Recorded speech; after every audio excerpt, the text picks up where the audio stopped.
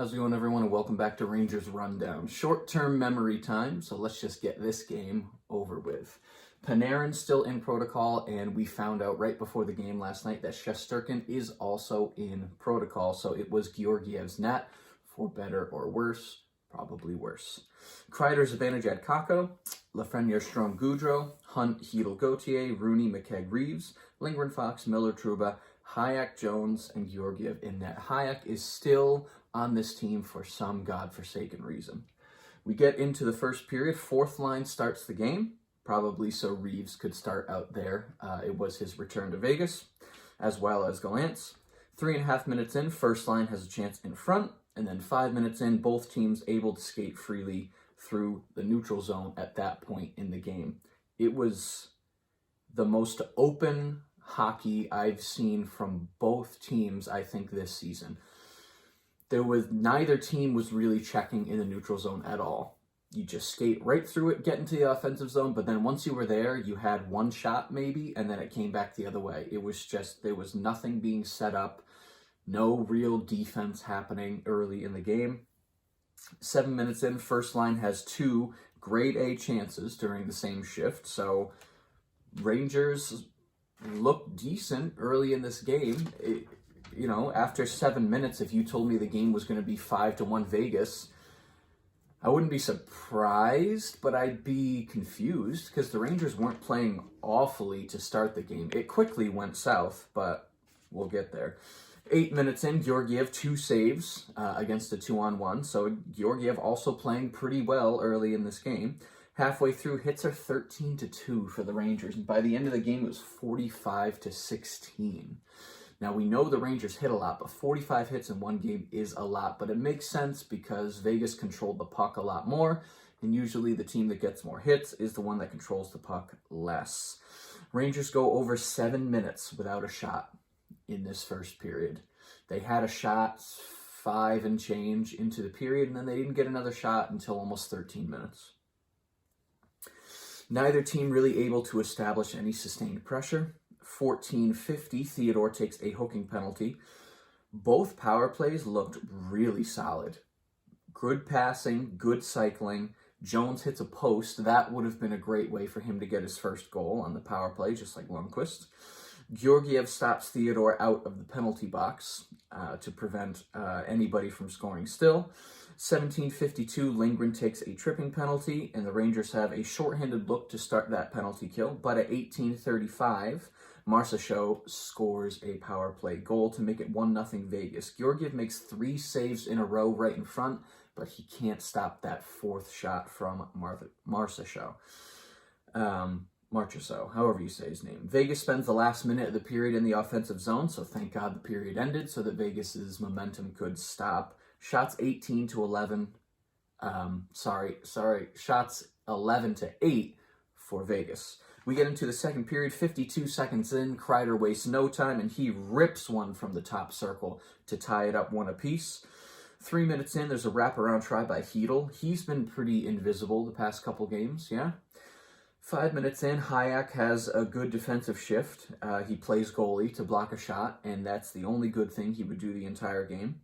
6 minutes in, Strome and Rooney almost connect for a goal, but then at 8:14, Stone scores a goal. It was checked for kicking motion.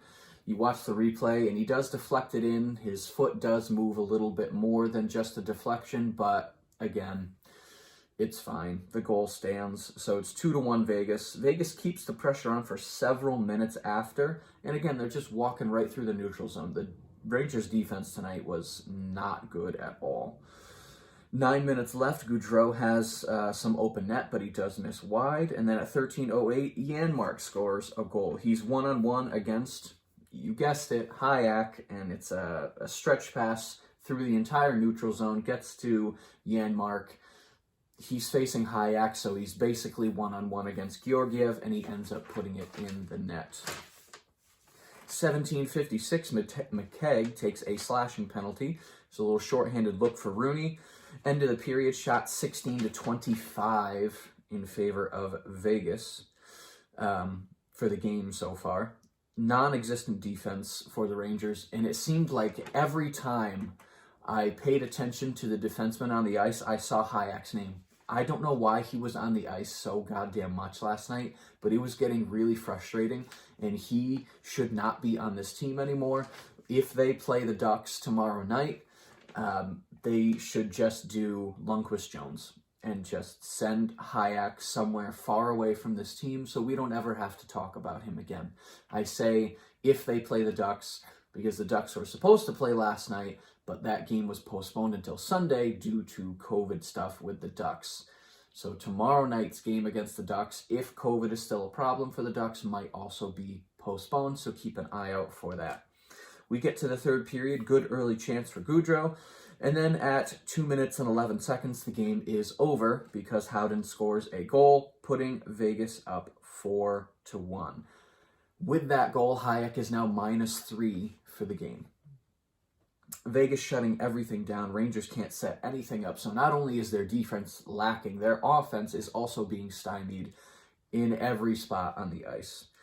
11 minutes left, Fox and Kreider almost connect on a deflection, which would have gave the Rangers a little bit of life. Georgiev standing tall against a very dominant Vegas. This game could have easily been 10-1, but Georgiev did make some pretty good saves.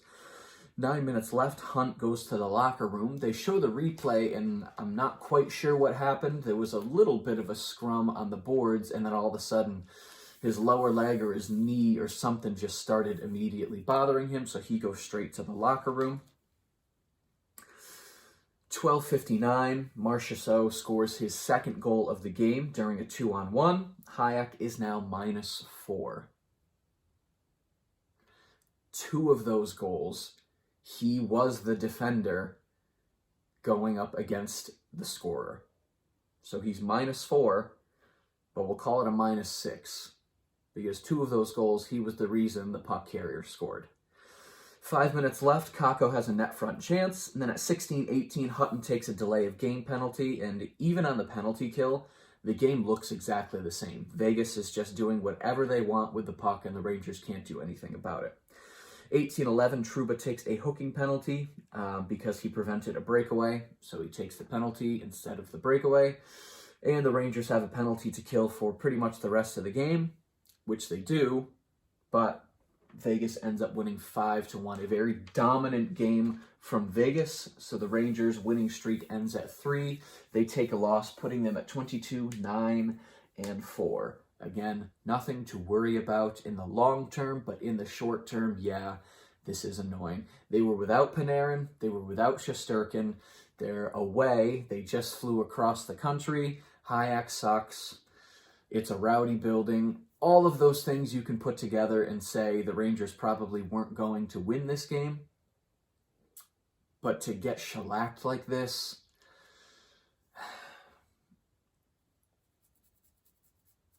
my takeaway before the game started, I thought the Rangers were going to lose 4-2. That's what I was thinking. That was my prediction for the game. Now they lost 5-1.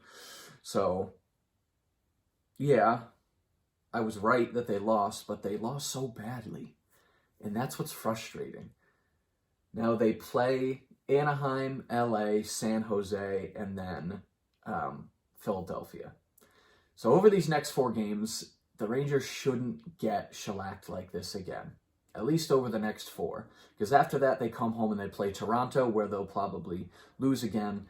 So over these next 4 games, they got to do a little bit of damage before they come home, because this was game 1 of a 5-game road trip. Now, Rangers so far this season have played pretty well on the road, so it should get better. But, talky, you never know. So we're going to put this game far in the back of our memory. We're going to forget about it, and we're just going to move on with this trip. Stats at the end of the game, shots 19-35 in favor of Vegas. Rangers didn't even break 20 shots. Faceoffs, 46.8%. Power play went 0-for-2. Hits, like I said, 45-16 in favor of the Rangers. Blocks, 16 apiece. The trivia question of the evening, which Ranger had the most 20-plus goal seasons in their career? Because Kreider just got his 7th, well on his way to getting into the top 5 of this answer. But who's number 1 in Rangers history with 20 goal seasons? It is Rod Gilbert, who had 12 20-plus goal seasons. so good for him. Rangers might be in action tomorrow night in Anaheim, as long as that game doesn't get postponed due to COVID. Hopefully it doesn't, so we can watch some more hockey. If you enjoyed this video and you'd like to see more videos like it, be sure to hit the subscribe button. Thank you so much for watching, and I will see you in the next rundown.